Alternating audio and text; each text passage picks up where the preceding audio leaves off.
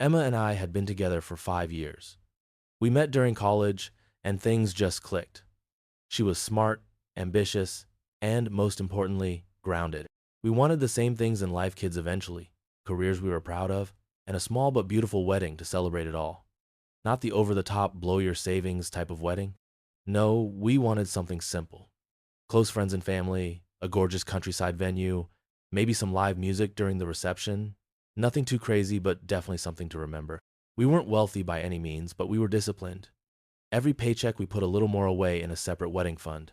It wasn't easy, especially when we'd see our friends posting vacation pics from Bali or Cancun Barema, and I kept our eyes on the prize.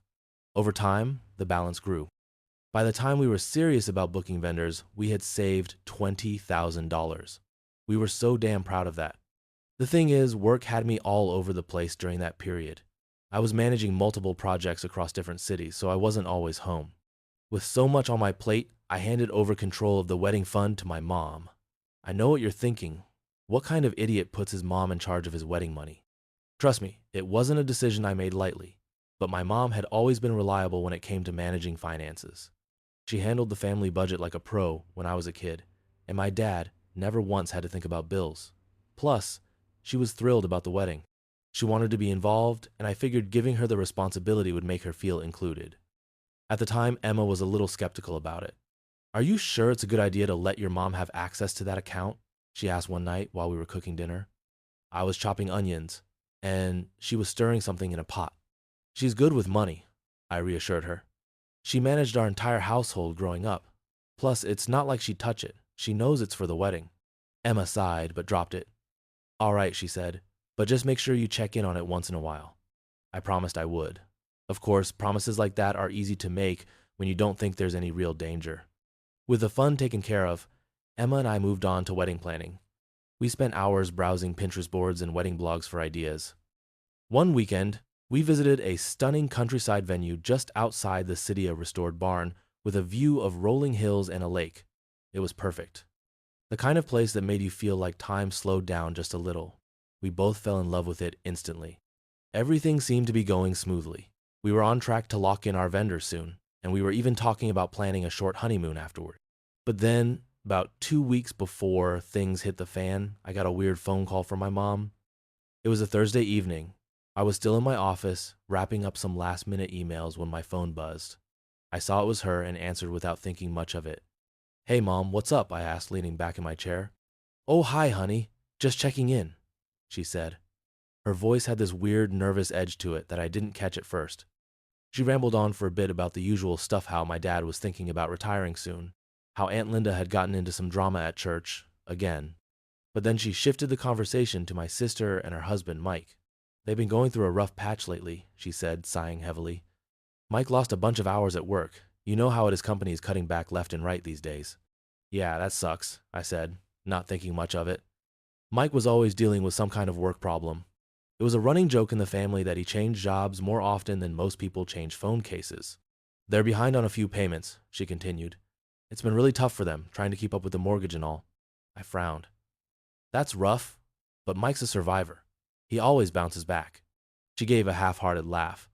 "Yeah, well, I just wanted to mention it. In case they ever need a little support from the family." Now, looking back, I realized this was her way of planting the seed. But at the time, I didn't think anything of it. Family members vent to each other all the time, right? I figured she just needed someone to listen. "Yeah, I hope things turn around for them soon," I said. "Anyway, I've got some work stuff to finish up here. Anything else on your mind?" No, that's it, sweetie. You go finish up. Tell Emma I said hi." "Will do. Love you, Mom." "Love you too, honey." I hung up, stretched, and didn't give the conversation another thought. I mean, sure, I felt bad for my sister, but my priority was Emma and the wedding. I had no reason to suspect anything at that point. But 2 weeks later, everything fell apart. And it all started with a simple glance at our bank account. Emma and I had brunch plans. But first, we decided to finalize the numbers for the venue deposit. We'd been working with a tight budget for months, making sure every detail was accounted for: flowers, photographer, catering, you name it. I wasn't worried. The wedding fund had more than enough to cover the deposit. This was supposed to be quick. 5 minutes, maybe 10, then we'd be out the door. We sat at the kitchen table, laptops open. Emma had already pulled up her wedding spreadsheet. complete with color-coded tabs because, of course, she's hyper-organized like that.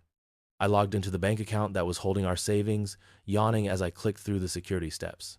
The page loaded, then I saw it. At first, I thought maybe I clicked the wrong account. My eyes skimmed over the balance again. This was the right account, but half of the money, $10,000, was gone. Vanished. I froze, staring at the screen like maybe it would magically correct itself. Emma noticed immediately. "Hey, you okay?" she asked, still focused on her spreadsheet. "There's a huge withdrawal," I muttered, my voice barely above a whisper. I started scrolling through the recent transactions, heart pounding. Emma's head snapped up. "Wait, what? What do you mean?" "Huge withdrawal." She leaned over, her expression shifting to concern. I didn't answer right away. I just kept scrolling, hoping it was some kind of clerical error. Maybe a transaction posted twice by accident or a temporary hold on funds. But no, there it was in black and white. A $10,000 transfer to my mom's account. "Oh, hell no," I whispered, the words slipping out without thinking. "What is it?" Emma asked, now fully alarmed. She moved closer to get a look at the screen. $10,000 gone, I said, swallowing hard. Transferred to my mom's account. For a second, neither of us said anything. The silence stretched between us like a ticking bomb. Emma blinked a few times, as if she didn't quite believe what she was hearing. "Your mom took 10 grand from our wedding fund?" I don't know. Maybe there's some mistake," I said, more to myself than to her. But deep down, I knew there wasn't. My mom had access to the account. No one else could have done this. I grabbed my phone, my hands shaking slightly as I scrolled to her contact. Emma crossed her arms, her eyes narrowing. "Alex, you need to get her on the phone right now. This isn't a small oops." I know, I muttered, hitting the call button. It rang twice before she picked up. "Hey, honey," Mom chirped on the other end, completely oblivious. "How's my favorite son?" I didn't have time for small talk. "Mom, did you transfer $10,000 from the wedding fund?" There was a pause just long enough for me to feel the full weight of what was about to come. "Oh, yes," she finally said, like it was no big deal. "I was going to tell you. Your sister's husband was in trouble.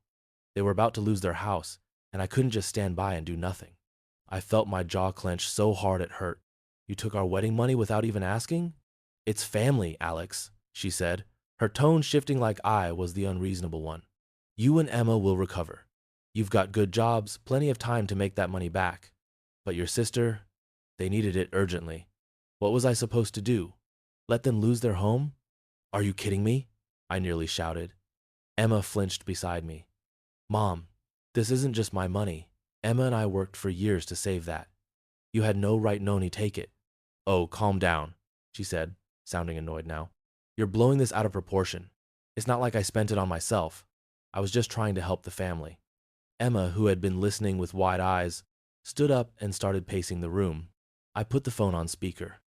"Mrs. Palmer," Emma said, her voice icy, "with all due respect, you stole from us. We're supposed to make a deposit on our venue soon. This isn't something you can just borrow and expect us to be okay with." "Emma, dear, I understand you're upset," Mom replied, as if she were talking to a child throwing a tantrum. "But this was a family emergency. Surely you can understand that." "Understand? Are you serious right now?" Emma snapped. "This wasn't your money to touch. You didn't even have the decency to tell us." Mom sighed heavily, like we were the ones inconveniencing her. "Look, I was going to explain everything once things settled down, but I couldn't just sit back and let your sister and Mike lose their house. You'll get the money back eventually." "Eventually?" I repeated, my voice trembling with rage. "Do you even hear yourself right now? This isn't pocket change, Mom. We needed that money for the wedding." "Well, maybe you can push the wedding back a little," she suggested casually. Push the wedding back? I couldn't believe what I was hearing. I exchanged a glance with Emma, whose face had turned an alarming shade of red. "I can't talk to you right now," I said through gritted teeth. "I'll deal with this later." "Fine," Mom huffed. "But Alex, remember family comes first. I hope you don't forget that." I hung up without saying goodbye. For a moment, the only sound in the room was Emma's pacing footsteps. "Family comes first?" she repeated bitterly. "What about us? We're supposed to be your future, Alex. Does that not count?" I shook my head, still in shock. I don't know what the hell she was thinking. I'll fix it. I swear." "You better," Emma said quietly, her voice filled with a mix of hurt and fury. I didn't have the words to make this right not yet. But one thing was crystal Emma clear. sat on the edge of the This couch, wasn't going to her end hands well. Gripping her knees so tightly her knuckles turned white. I had just hung up the call with my mom, and the silence in the room felt suffocating. "Okay," she said slowly, her voice dangerously calm. "Let me get this straight. Your mom took $10,000 from our wedding fund. 10,000, and you had no clue?" I winced. "Yeah, I didn't know. I swear, Emma, I had no idea she was going to do that." Emma stood up abruptly, pacing back and forth across the living room.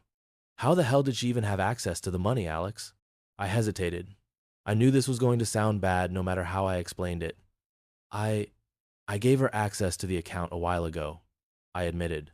You know, back when I was swamped with work and traveling all the time, she offered to manage it and I trusted her. Emma froze mid-step and turned to face me, her eyes narrowing. "You what?" "She was supposed to keep things in order," I said quickly, trying to soften the blow. "It wasn't like she was going to spend it or anything. She's always been good with money, and I figured it'd take some stress off my plate." Emma let out a bitter laugh that cut right through me. "Oh, she kept it in order, all right. For your sister. This isn't just some clerical error, Alex. She saw that account as free money. Family money. That's what this is, right? Your sister's husband screws up, and your mom decides to bail them out with our future. That's not fair," I argued, though I knew I didn't have much of a leg to stand on. She was trying to help them. She thought she was doing the right thing. Emma's eyes widened in disbelief. "Oh, right, because it's always about everyone else's problems. Meanwhile, we've been busting our asses for years to save up. And your mom just what? Helps herself?" She shook her head, pacing again. "Jesus, Alex, I can't even believe this. How can you be so blind?" "I wasn't blind," I snapped, my voice cracking. "I trusted her. She's my mom. I didn't think she'd pull something like this." Emma stopped in front of me, crossing her arms over her chest. "That's exactly the problem. You didn't think. You gave her control over our wedding fund and didn't even check on it. Now we're out 10 grand, Alex. 10 grand we might not get back." "I'll pay it back," I insisted, though the words felt hollow even as I said them. "I'll figure something out. I'll make this right, Emma." Her jaw tightened, and for a moment I thought she was going to explode. Instead, she let out a slow breath and sank back onto the couch. "You keep saying that, but do you even understand how bad this is? It's not just about the money. This is about trust, Alex. I trusted you to protect our future, and now—" She shook her head again, her voice breaking slightly. "I don't know if I can trust you anymore." The weight of her words hit me like a punch to the gut. "You can trust me," I pleaded, sitting down next to her. "This was a mistake. I didn't know she was going to do this. Please, Emma, I'll fix it. I'll talk to my mom, get the money back, whatever it takes." She looked at me with tired eyes. "And what if she does it again? What if next time it's something even bigger? How do I know your family won't just drag us down every time something goes wrong with them?" "They won't," I said quickly. "I'll set boundaries. I'll cut them off from the account. I'll do whatever you need me to do." Emma didn't respond right away. She stared at the floor, her shoulders tense. Finally, she whispered, "You don't get it. This isn't just about your mom or the money. It's about whether or not I can trust you to put us first. Right now, I don't feel like you did that." "Emma, please," I said, reaching for her hand. She didn't pull away, but she didn't hold mine either. "I need some space," she said quietly. "I need to think." I nodded slowly, even though the thought of her walking out the door made my chest ache. "Okay, I get it. Just, please, don't give up on us." "I'm not giving up," she said, standing up and grabbing her keys from the counter. "But I can't deal with this right now. I'll call you later." I watched helplessly as she left the apartment, the door clicking shut behind her. The silence that followed was deafening. I buried my face in my hands, trying to process everything that had just happened. This was supposed to be a partnership, and I had let her down. I knew Emma wasn't overreacting. She had every right to be pissed. But the thought of losing her because of my mom's reckless decision made my blood boil. I pulled out my phone and scrolled to my mom's number. I wasn't ready to call her again. Not yet. Instead, I texted her. "We need to talk. ASAP." I stared at the message for a moment before hitting send. My hands were still shaking. This wasn't just going to blow over. I had a sinking feeling that this was only the beginning of a much bigger storm. I had been walking around like a zombie since she left, barely eating, barely sleeping. I couldn't shake the image of her face that day in the apartment, the anger, the disappointment. When my phone rang, I grabbed it so fast I nearly dropped it.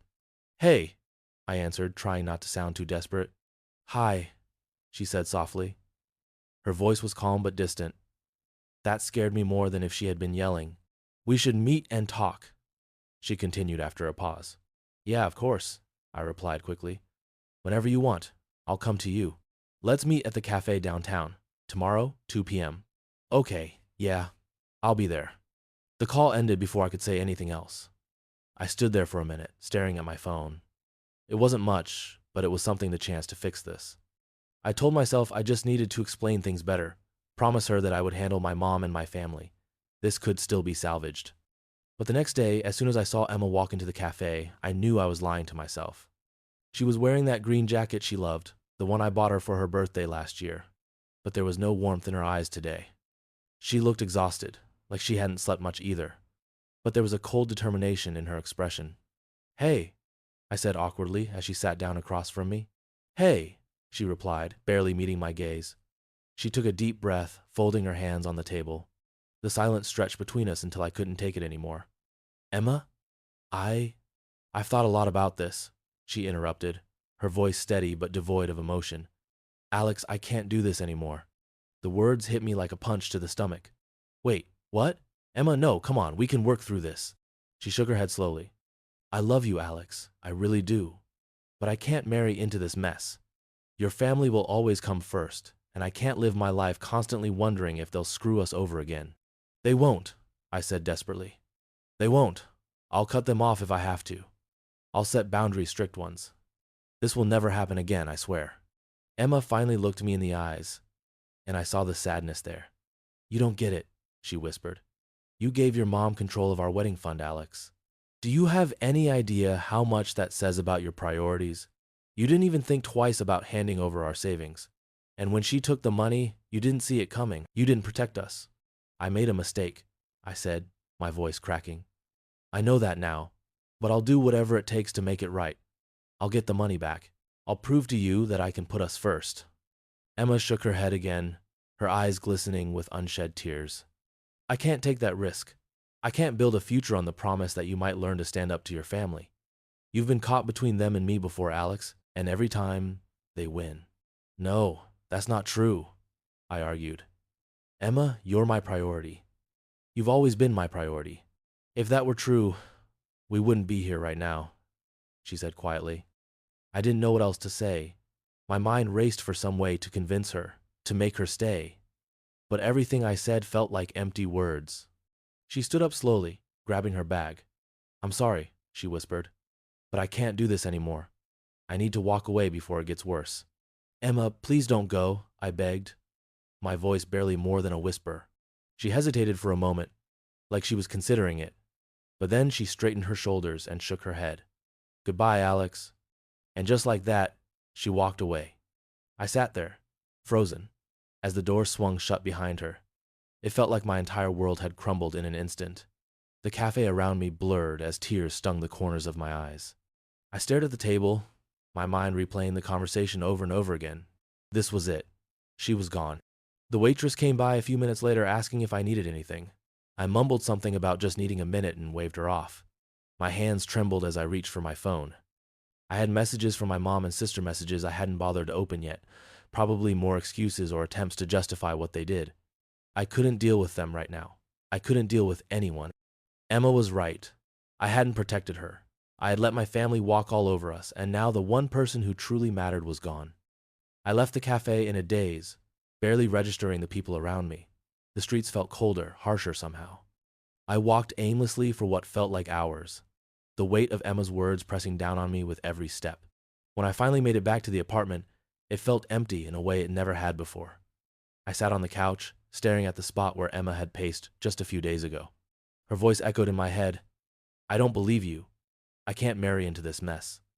I buried my face in my hands, the reality of it all crashing down on me. I had lost her. It's been a few and there was no one to blame but myself. And I haven't heard from her since.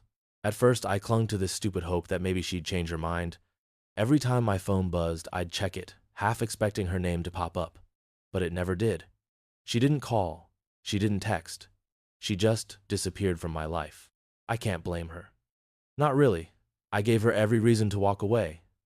And honestly, maybe she was right. Maybe I'll always be stuck under my family's thumb, just a guy who let his mom screw him over without even realizing it. That's how it feels some days, at least. The first few weeks after the breakup were the worst. I couldn't eat, couldn't sleep. I'd catch myself scrolling through old photos of us, replaying conversations in my head, wondering where I went wrong. I knew exactly where, of course, but that didn't stop the endless loop of what-ifs. The last time I talked to my mom, it ended about as well as you'd expect. She called me out of the blue one evening. I'd been sitting on the couch, half watching some mindless show on television when my phone lit up with her name. I stared at the screen for a moment, debating whether or not to answer. Part of me wanted to ignore it, but another part, the part that still craved closure, picked up. "Hey," I answered, my voice flat. "Hi, honey," she chirped, like everything was perfectly fine. "How've you been? I was just thinking about you." I didn't respond right away. I could feel the tension rising in my chest. Finally, I muttered, "What do you want, Mom?" There was a pause, and I heard her sigh. "I just wanted to check in. You've been so distant lately. I know things have been tough since Emma left, but..." "Since Emma left?" I cut her off, my voice sharp. "You mean since you stole $10,000 from us and blew up my relationship?" "Oh, Alex, don't be so dramatic," she said dismissively. "It's not like I did it to hurt you. I was helping your sister. Family comes first, you know that." I laughed bitterly. "Yeah, family comes first. Except it wasn't your money to give, was it? You didn't care how it would affect me or Emma. You just did what you wanted, and now I've lost everything because of you." "Emma wasn't right for you anyway," Mom said, her tone cooling. "She couldn't handle the realities of family. If she loved you, she would have understood why I had to step in. You'll see that someday." "Don't ever contact me again," I said, my voice steady but shaking inside. "I'm done, Mom. You've caused enough damage." "Alex, you're being unreasonable." I hung up mid-sentence and blocked her number. I didn't even give myself time to second-guess it. I just did it. Then I did the same to my sister. I knew she'd probably come sniffing around for sympathy at some point, but I wasn't having it. For the first time in my life, I cut off every single toxic person in my family. It felt weird, like ripping off a bandage that had been stuck to your skin for way too long. There was pain, but there was also relief. The problem is, relief doesn't fill the emptiness. Now, I spend most days just trying to stay busy. I go to work, hit the gym, grab beers with a couple of friends when I can. I'm putting in extra hours at the office, partly to rebuild the savings my mom wiped out, and partly because it keeps my mind occupied. If I sit still too long, the loneliness creeps back in. I've stopped going through old photos and texts from Emma, though. That was just masochism disguised as nostalgia. There's this one moment that plays in my head sometimes. It's from the night I proposed to her. We were on vacation in Colorado, up in the mountains. I'd planned the whole thing sunset. A scenic overlook, the works. She cried when I got down on one knee. I remember how she hugged me afterward, saying, "I can't wait to spend the rest of my life with you." I really thought we had forever. I thought I could protect her from everything. Turns out I couldn't even protect her from my own family. I know I can't keep blaming myself forever, but it's hard not to. Emma was the best thing that ever happened to me, and I let her down in every way that mattered. I let my mom hold the reins of our future, and Emma paid the price. She didn't deserve that. It's not like I'm completely hopeless, though. I'm learning. Slowly. I've got a therapist now. Emma would probably laugh if she knew that. I never used to be the talk about your feelings type, but here I am, unpacking all the ways my family screwed me up. Turns out, letting people walk all over you doesn't just happen by accident. The therapist says I need to rebuild trust with myself, whatever that means. For now, it just means keeping people at arm's length. I don't let anyone get too close. Not friends, not coworkers, not even the few dates I force myself to go on. I can't risk it. Not again. At least now I know I'll never trust anyone with my life or future the way I once did. Not ever again. It's a lonely way to live, but loneliness is safer than betrayal. For now, that's enough. What would you do if someone you trusted stole from you and ruined your relationship? Let me know your thoughts in the comments below.